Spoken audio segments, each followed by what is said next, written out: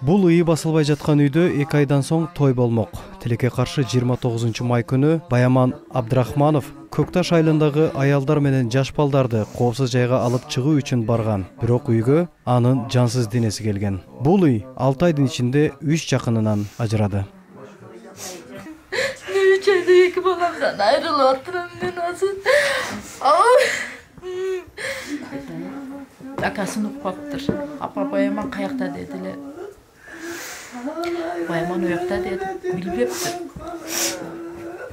Келүүлө угуп эле стресс болду, Баяман коркутуп турушуп атат азыр. Өзү да эмес у балама. Битте ошо балам калды. Бүгүн каза болгондордун жалпы саны 35ке жеткен. Ал эми Баткен биргелешкен ооруканасында Атамекенди коргоп тажик тараптан ок тийген 9, Кадамжай аймактык ооруканасында 16 бейтап, ал эми Борбордо 48 бейтап дарыланууда. Ал эми операция жасалган жарандардын абалы туруктуу. Азыркы учурда 9 бейтап бар. 9 бейтаптын абалы жакшы. 9 бейтапка тең биринчи жардамда көрсөтүлүп, кээ бирки жарандарга операция жасалган. Алар азыркы күндө абалдары жакшы.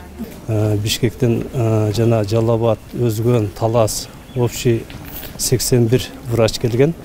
81 врачтын жардамы аркылуу, мисалы өзүнүн врачтары менен биргеликте операциялар жасалып турду да. Тажик тараптын жасаган мамилесине улам облуста 104 турак үй, 2 мектеп, 1 ФАП, 1 бала бакча, 1 ИИМ имараты, 3 чегара заставасы, 10 май куюучу жай, 8 дүкөн күйгөн. Учурда өрттөлүп, жараксыз абалга келген турак үйлөрдүн калдыктарын тазалоо, калктуу конуштарды электр энергиясы менен камсыздоо, сугат суу, таза суу линияларын калыбына келтирүү иш-аракеттери жүрүүдө.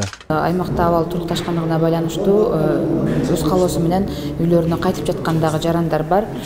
Ал эми такыр жанакындай үйлөрү өрттөлүп, жараксыз абалга келген жарандарга азыркы учурда ушул аймакта чатырларды берүү жана алардын ошо убактылуу жашап туруусу үчүн маселелер каралып жатат. 471.831 тонна гум жардам келген. Алар чегара аймагынан эвакуация болгон жарандарга таратылып берилүүдө.